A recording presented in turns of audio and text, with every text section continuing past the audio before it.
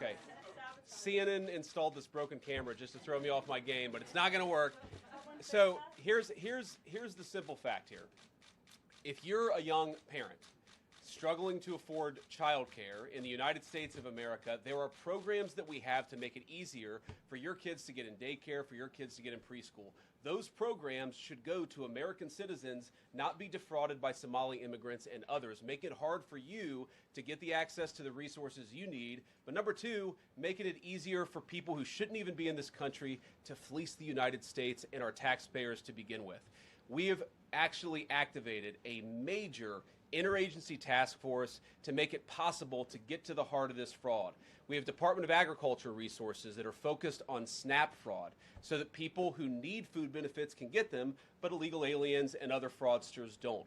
We have over 1,500 subpoenas that the Department of Justice has issued to get to the heart of the fraud ring. We've done almost 100 indictments, mostly Somali immigrants, but also a few others. And of course, we're looking in with broad investigatory authority to a number of the instances of wrongdoing that we've seen in Minneapolis. But we also want to expand this. We know that the fraud isn't just happening in Minneapolis, it's also happening in states like Ohio. It's happening in states like California. And so what we're doing in order to help coordinate this remarkable interagency effort from the Trump administration, but also to make sure that we prosecute the bad guys and do it as swiftly and efficiently as possible, is we are creating a new Assistant Attorney General position who will have nationwide jurisdiction over the issue of fraud. Now, of course, that person's efforts will start and focus primarily in Minnesota, but it is going to be a nationwide effort because, unfortunately, the American people have been defrauded in a very nationwide way. I want to thank a couple of people for their cooperation, in particular Pam Bondi, our Attorney General, first of all, for getting a lot of resources to Minneapolis to start to investigate and prosecute this fraud really at an industrial scale. We've never seen fraud like this in the history of our country. Pam has been doing a great job to get the resources there to uncover it, but importantly, creating a job like this often takes months, sometimes even longer.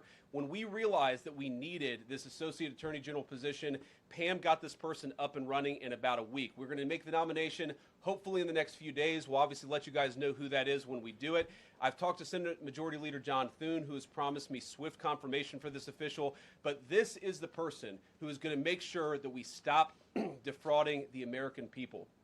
Here's one final thing I'll say about this. I've heard a lot of people say that we need a special counsel to investigate fraud in the United States of America.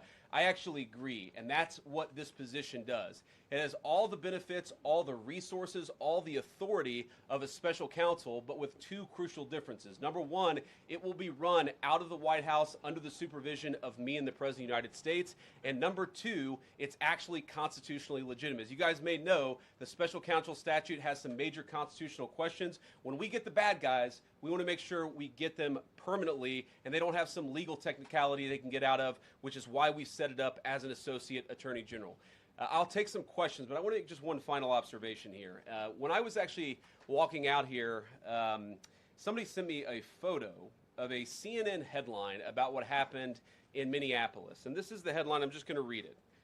Outrage after ICE officer kills U.S. citizen in Minneapolis. Well, that's one way to put it, and that is the way that many people in the corporate media have put this attack over the last 24 hours. And I say attack very, very intentionally because this was an attack on federal law enforcement. This was an attack on law and order. This was an attack on the American people. The way that the media, by and large, has reported this story has been an absolute disgrace, and it puts our law enforcement officers at risk every single day.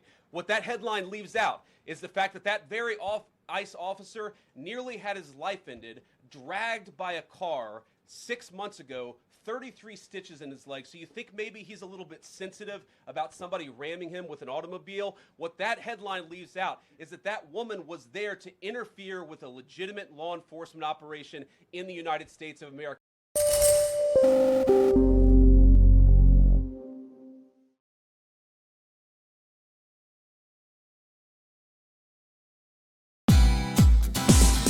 Hey, thank you for watching this on CNBC TV 18. Hope you liked it. For more such interesting news and updates, follow CNBC TV 18 on all the social media platforms.